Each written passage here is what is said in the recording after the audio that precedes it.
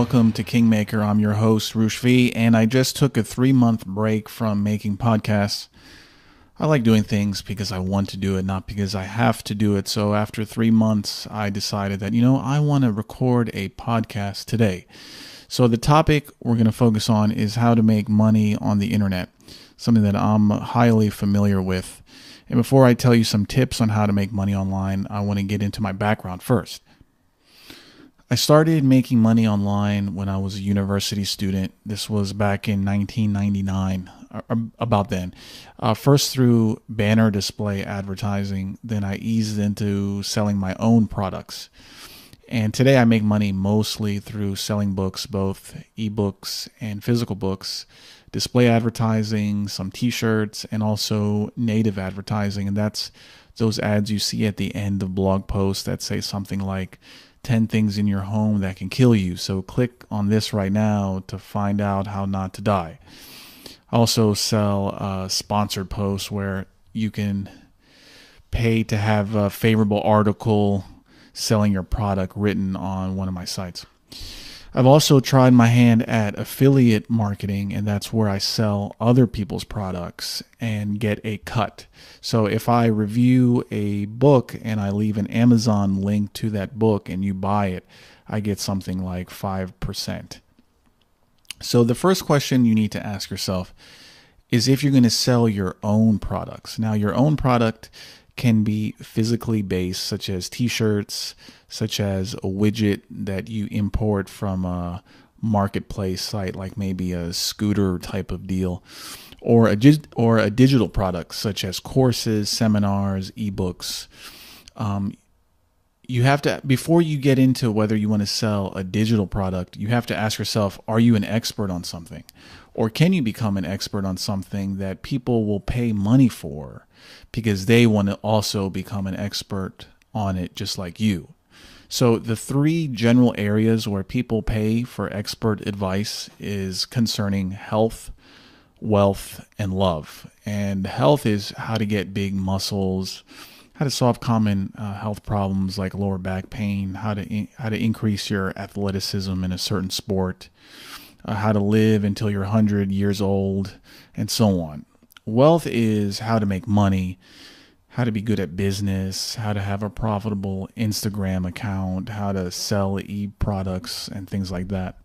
And love is the area that I'm most familiar with. This is how to get laid, how to meet people, how to have a good relationship, how to have a happy marriage.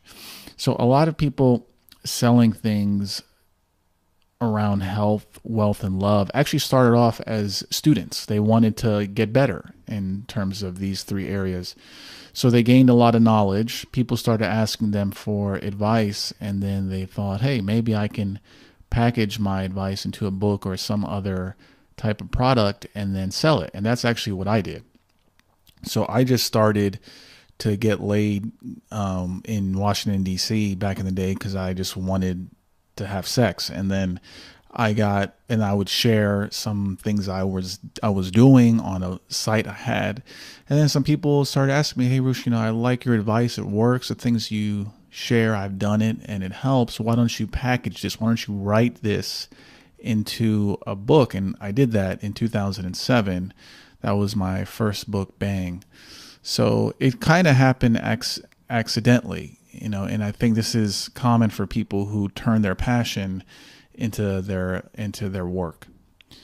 One thing to understand is that the people who teach things are not naturals at those things, because if they were, they couldn't explain it. Because if you are a natural at something, usually you can't explain it. If you go up to a good-looking guy who's really good with girls and he's been good with girls since he was young, and you ask, what do I do? He's probably going to give you really basic advice, such as be yourself, be confident, make a joke. I mean, that stuff, yeah, that's what he's doing. That's what he thinks he is doing. But there's a lot of subconscious things that he's probably doing.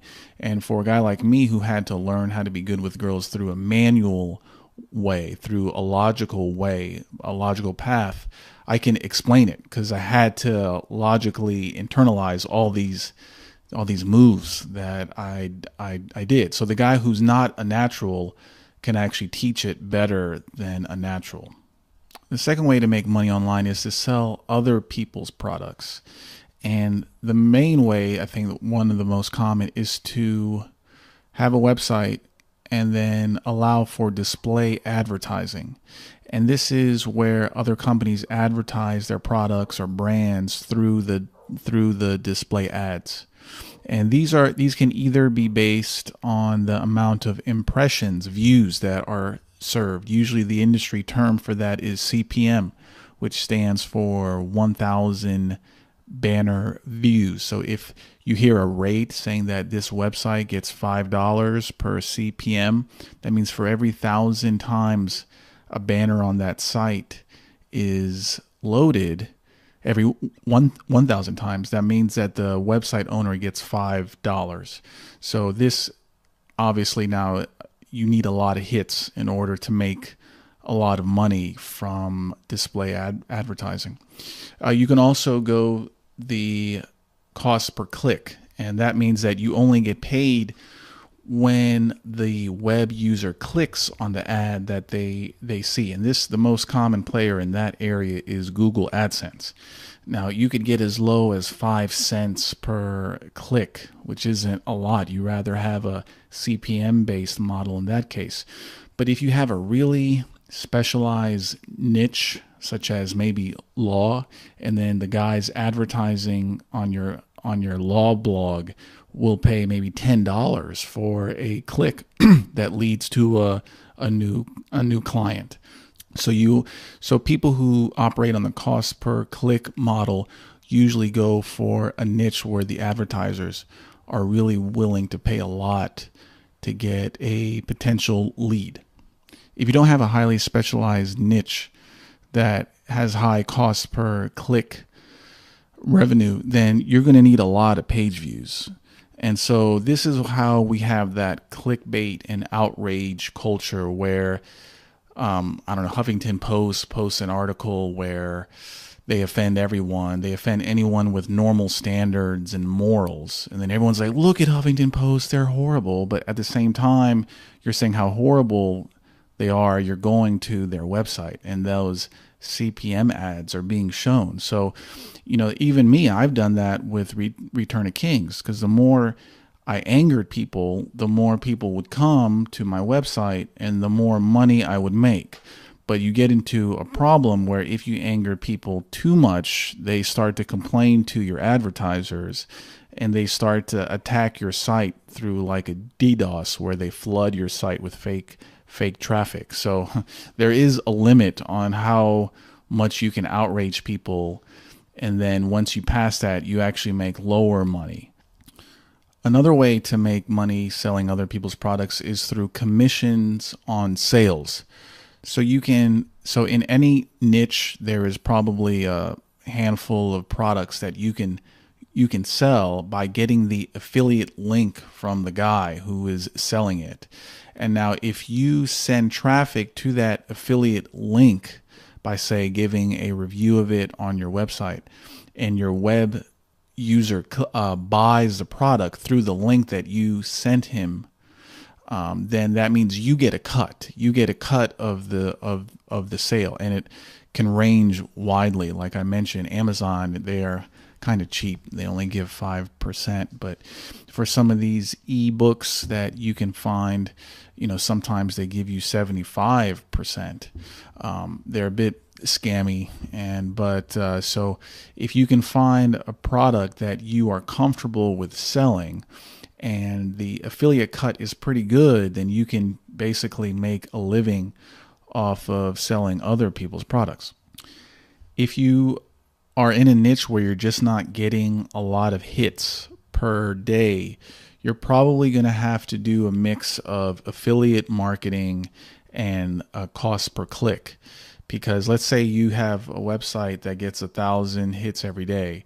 I mean, that isn't bad, but if you're going to go through display advertising that is based on CPM, that means you get paid for every banner shown, and you're getting $5 per CPM, you're only going to get $150 every month.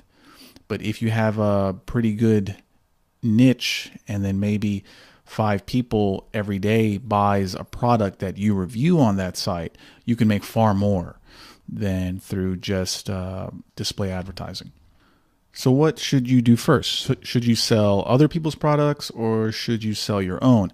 Now, if you're new to the making money online game, I advise you to sell other people's products first to learn the needed skills, to get the hang of things without having to commit to producing your own product, because that can take a lot of time. And, I'm writing a book right now. It's once I'm all said and done with it, hopefully in 2018, I'll probably have spent over 500 hours on it. So once you get the hang of selling other people's products and you believe that you're an expert, or you become an expert in something, then you can definitely consider producing your own product and selling that. So the basic skills you're going to need just to get started, whether you sell your own products or sell other people's products, is basic HTML, CSS, basic PHP, image editing, web hosting, how to upload files and how to install web software, and also copywriting, how to write in a way that sells, to write in to write in a way that conveys information. And this could be something as simple as just writing descriptions on what a product is. So if you're going to sell other people's products first, and this also includes products that are advertised in banner ads that you don't even see, then that really gives you two options. That's mostly display advertising with it's going to usually be a mixture of CPM and cost per click ads, or mostly affiliate marketing. Now, to decide which you should do, what you have to ask yourself is if you're naturally good at getting a lot of eyeballs. Like when I started to blog, I didn't know anything. I wasn't good at girls. I was good at playing games. Like I think I was playing StarCraft. But people still read what I had to say. So I guess it's my natural talent that people want to hear what I have to say. People want to stare at me. People want to see what I do next. So therefore, for me, I kind of gravitated more towards the display advertising route. But the thing is, most people are not good at this. It's hard. It's hard to get a lot of people to read you, especially now, especially when there's so many options and it's so easy to vegetate in front of YouTube for hours. Why would you go and just, what would cause you to pay attention to someone that is new, subscribe to him, and keep following him? So for every successful video blogger or blogger through the written word, like 99 will flame out. So, I don't know what the magic sauce is to really being known. Me telling you how to get big would be like the good-looking guy telling nerd how to get laid. So it's really that, I guess that's my natural talent. So because it's my natural talent, it's hard to tell you how to get a lot of hits. I don't know. So anyway, what I would do if I were you, if you're not naturally good at getting a lot of people to look at you, to read you, is to go for focus. Go for a specific niche that you researched that has a lot of money running through it. And you want a niche that is not so big that there are too many competitors, but not one so small that there is not really a lot of money in it. And the niche I stumbled on, as I already said, was the game niche. So when I started blogging about game, it was just entering the mainstream. And I was one of the first guys to write about it. So once it became a bigger niche after Neil Strauss wrote about it, I think it was in 2005, I did very well and sold a lot of books because my book was out there. Bang was out there at the peak. And now the game niche is a bit small. Less guys want to learn game. Now with, I think, the invention of the smartphone, it really changed that because it's just way easier to upload a photo on Tinder or to not approach girls. It's hard. It's hard to walk up to women that you don't know say some words and then get them to like you. So it's a bit easier instead just to go out on the weekends with your friends and get drunk and hope you stumble into pussy in some way, or to, like I said, just upload some photos on Tinder. Now you have guys who are experts at uploading really photoshopped images of themselves. There's actually a guy that I met. He said he uploads a photo of a good-looking guy who kind of looks like him but is not him. And so anyway, so there's many tactics that guys use in order to meet girls. And I think now it's gone into, and also I know guys who they kind of hacked Instagram, like they bought a lot of followers. So then when they meet a girl, they, instead of trying to get her number, he gets her Instagram. And then when she sees that he has like 20,000 followers, of which about all of them are fake, she likes him now because he must be someone important. So now guys are, instead of doing that hard grind of approaching, which again is tough, they're looking for these little kind of hacks here and there. And do they work? I think once you get a hack like the Instagram hack to work, it will work, but for a period of time. And that really kind of excludes a lot of situations and opportunities. So I don't know if I'm part of the old order of guys who actually wants face-to-face interaction without the aid of a computerized device, but hey, that's just how it is. So once the game niche kind of died down, my interests started to diverge into the political sphere, into the cultural sphere. I also even moved into international game, where instead of teaching men how to sleep with a westernized girl, I taught them how to sleep with a Brazilian girl or a Ukrainian girl.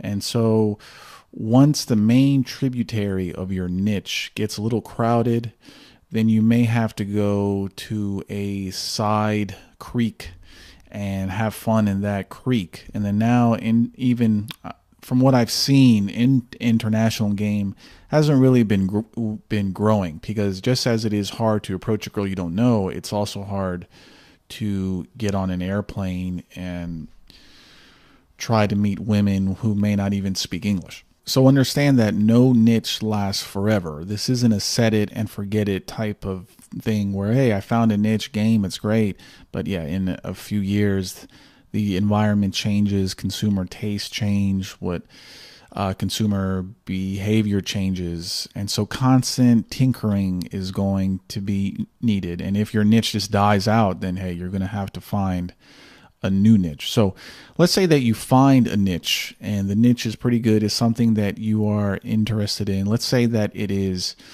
internet enabled home thermostats.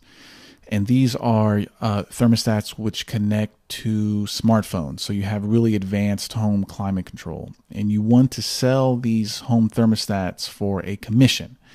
The next step is to find an affiliate program or programs that have these products.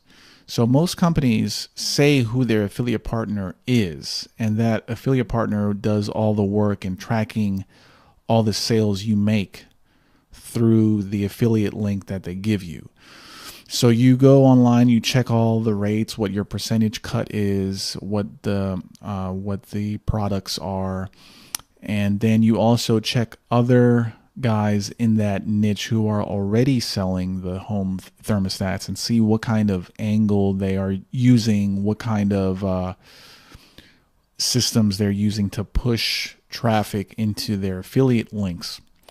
Once you find the product, once you find the affiliate partner that you can work with, once you can see what kind of doesn't work and what works among other guys who are already in that niche, the next step is to figure out a way to send traffic to your affiliate link of people who are ready to buy these internet-enabled home thermostats. One of the oldest ways to build traffic is to build a website and then get search engine traffic to it. That's what I do. I've written over 1,000 articles on my own blog. Return of Kings has almost 5,000 articles. For example, you can go ahead right now and Google Polish girls and see what is the first website. It should be first. I don't know if Google hates me now and they bumped it down, but and I never actually tried to rank, say, Polish girls for number one. It just, when you write about topics and become an authority on it, become an expert on it, other people will start to share it. Other people will link to it, and automatically Google knows, hey, this guy, he must be an expert in Polish girls. So we're going to rank his article first, and at the end of the article, there's a plug for his book. So the goal is to be highly ranked for keywords that people are searching for that is related to what you are trying to sell them. The second way to get traffic is, and one that is a little bit more common in the past few years, is through social networking.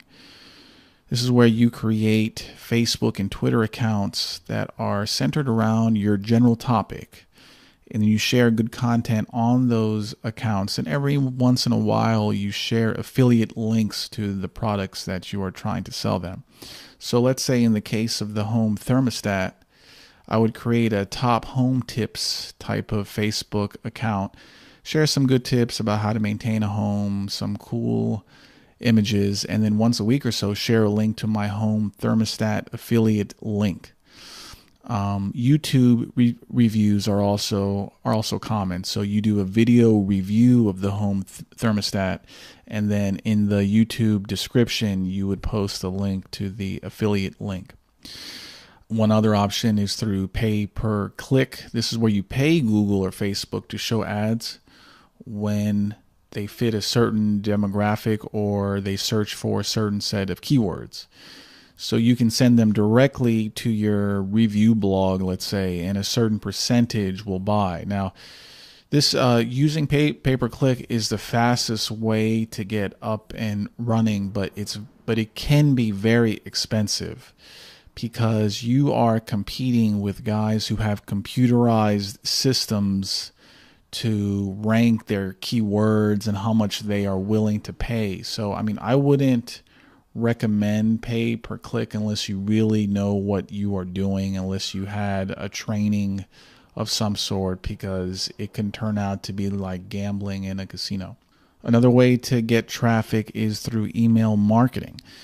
This is the way you can get a collection of emails around a certain topic is by finding a way to send traffic to a landing page. Now, on the landing page, it will say something like, here's my free report to saving thousands of dollars on your home heating bill. And the person is going to be really enticed, and then they enter their email address and you send them their PDF file. But now you have their email address saved. So what you do after that is periodically send them content around the home topic, and then once in a while you share your affiliate link for that internet-enabled home thermostat. Now, many marketers have multiple lists around certain topics like dating, fitness, and they give them feel-good content constantly in a drip-drop type of fashion, and then once in a while throw in a product review that has an affiliate link. Other marketers maybe have a lot of blogs and websites that they have operated for years and years, and gradually they climbed the search engine ranking for certain sets of keywords. And other marketers don't even have any websites or email lists. Instead, they pay others to maybe create a book, and they put that book onto Amazon and get sales from when people search for a specific set of keywords. So as you can see, there's so many ways of doing it. And but the main point you have to understand is to find a niche that you're willing to work with for the long term, at least a year. So, I mean, you want to find a niche where you think you can make money, research that niche, find out what other people are doing, then figure out a way to send traffic to an affiliate link that has a product related to it. And you can send traffic through blogs, social networking, YouTube, you can do emails, pay per click, and so on. Once you tap into a good niche and you're making a good amount of cash, you can really multiply your earnings by now selling your own product. Now, that usually to make your own product takes a lot of time, but if you are an expert in the field, in a field, it can really help you get out of the grind of affiliate marketing, which involves constantly looking for niches, looking for new products. You know, maybe one of your affiliate partner, he knocks your earnings down by reducing the product commission and so on. So when you sell your own products, now let's talk about that. That's when you create a funnel. Now, so it can start with you sell a small ebook, then you sell after that an expensive video package, and then you sell an an interview series. Then you sell a membership site where the user has to pay $10, $20 every month to keep getting exclusive access. Now, some people are making serious cash with this funnel concept. Check out my friend in the weightlifting niche, Brandon Carter. He started in fitness for guys. He mostly sold ebooks, but now he sells protein supplements, t-shirts. He does fitness for girls. He has employees. He does business advice. He does seminars. So he's really making a lot of money. One thing to understand is that if your reputation is good, you are the product. If people like you, they'll buy your stuff, even if they don't really need it. I'm sure when I come out with my new game book, there's going to be guys who don't even do game, but they like me and they're going to buy it because they want to see me continue to share articles and books and so on. So if someone likes who you are, once you get into the game of selling your own products, then they're going to buy your stuff. I mean, because I'm sure if you look back on some things you bought on the internet, sometimes you bought something you didn't need, but you wanted to support that person. And the reason you wanted to support them is because you like them. You like who they are. So, for me, a lot of people, they really hate me, and I think maybe millions hate me, but the couple, maybe the, 100,000 or less that do like me, they are willing to go the extra mile to buy any books that I write and so on. So let's look at two different examples on how this could work. In the first example, let's say that in your neighborhood, you notice these little kids on these new hoverboard things that are kind of like a Segway without the stick handlebar. And you notice that there's not much online about it. So you register a domain, you create a review site, something like hoverboardcentral.com, and you have reviews of these hoverboard products with affiliate links to stores that sell them. And since you're one of the first sites, Google ranks your site very well. And soon, instead of sending your users to other websites that sell them, you decide to import them directly. So you go to AliExpress and then you have your garage is turned into a warehouse of sorts, and then you sell it. And let's say the trend lasts for 3 or 4 years and you bank over $50,000.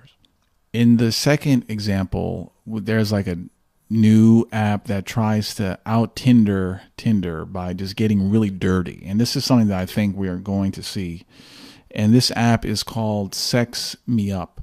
And this is where users, instead of uploading a picture of their face, uploads a picture of their genitals. And you have to match based on a genital pic. So guys are uploading a dick pic to be swiped on, and women are uploading a vagina picture to be swiped on. And this is totally sick. I would never use an app like that, but the way our culture is going, I wouldn't be surprised if this actually happens. So it turns out that you love this app and you are really good at being able to decode a woman's vagina on if she's hot or not. I don't know. You can just say it's your natural talent. So you write a 50-page ebook and to explain how you decode the structure of the vagina, and then and then you make a sales page and you start selling it to men who want to be really good at this Sex Me Up app. So you get traffic from advertising. You advertise on Return of Kings and other male websites, and the app is really hot for a couple years, and you bank over $50,000 in sales until the app dies out. So both of these stories, they're just things I made up off the top of my head, of course, but this is how it actually happens. You find a niche, whether it's electronic goods or whether it's sex, whether it's meeting the opposite sex, and then you find a way to give value to people who also want to participate, who want to learn how to be good with girls, who want to have fun on these little hoverboard things. So find things that people want and then try to figure out a way, how can I give people what they want and make some money while doing it, either by being a middleman, getting a cut, or by being the man who actually provides directly what these people want. Once your niche is hot, I mean, the money is just going to come in, but then like anything, your niche will get cold. Even my game books, they don't sell as well as they used to. And partially it's due to my fault. I haven't really adapted in terms of moving from real life game to internet game, which I know a lot of guys want, but that's just something that I'm not going to become an expert on since I don't do it.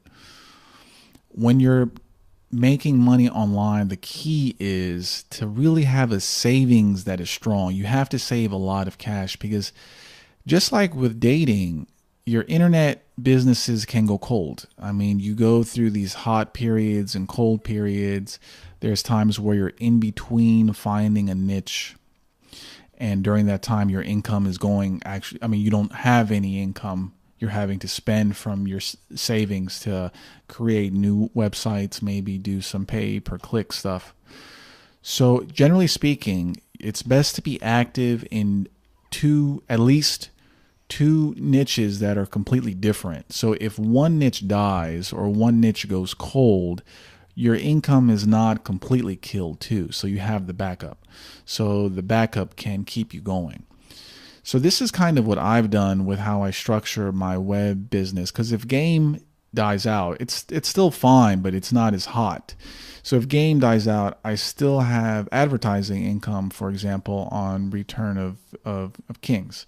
If Amazon shuts me down, I can still sell books directly. So, and I can always open a new website around whatever niche becomes hot, assuming, of course, that I have a genuine interest in it. It's really important to have some kind of genuine interest, because you're going to be spending a lot of time with this niche. And if you're going to be working with a niche that you hate, what's the point of that? Then just go get a corporate job, because you will hate that too. So I always try to do websites and projects that I like. And even if, say, a book that I write doesn't sell well, like for example, my last book, Free Speech Isn't Free, while people really like that book, there's no way that's going to sell as good as a How to Get Laid book. So, but I still enjoyed it. I have to enjoy what I am doing, or else it's no different than having a 9-to-5 job that you don't like. So what I just gave you is a really broad overview of how the money game works online. The basic idea is to find a niche that you like, that you believe has some financial opportunities, get traffic, and then sell something to that traffic in the form of banner ads, in the form of affiliate products, other people's, in the form of your own products that you put your love and tears into. So, and it's really a matter of trial and error until you hit, because it's not that different from dating girls. I mean, it's just, some girls are just not going to like you, but you can't get upset over that. Just keep on going, just be persistent, and you're going to find something. So it's like that with the money making game too, because you have to, this is why it does help you to have some kind of system on how you can research a niche to know whether it's good or not. A lot of guys, what they do is see if other people are making money off a niche, but not too many guys, because you don't want to go into a niche that's already overcrowded.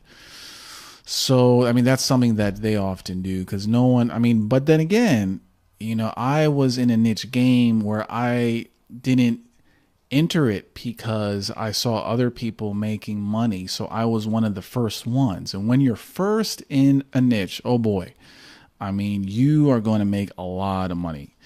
And so for me, other people want to ask me for my business advice. I'm like, yeah, be lucky, because that's what I was. It just so happened that my interest coincided with a sort of cultural phenomenon. One thing to be aware of is that there are a lot of companies selling shovels to you as you try to mine that sweet gold. I mean, there's so many how to make money online products. There are so many apps and widgets and tools that claim to automate things. There are a lot of people on various sites that are selling you their coding services. They're selling you their image services. Now, it's impossible to be an expert on everything, but you definitely want to save some of that money. Instead of paying everyone to just do a simple task, you should take the time to learn how to code in a basic way, how to manipulate images, how to crop them, how to change, let's say, the brightness, contrast, and so on.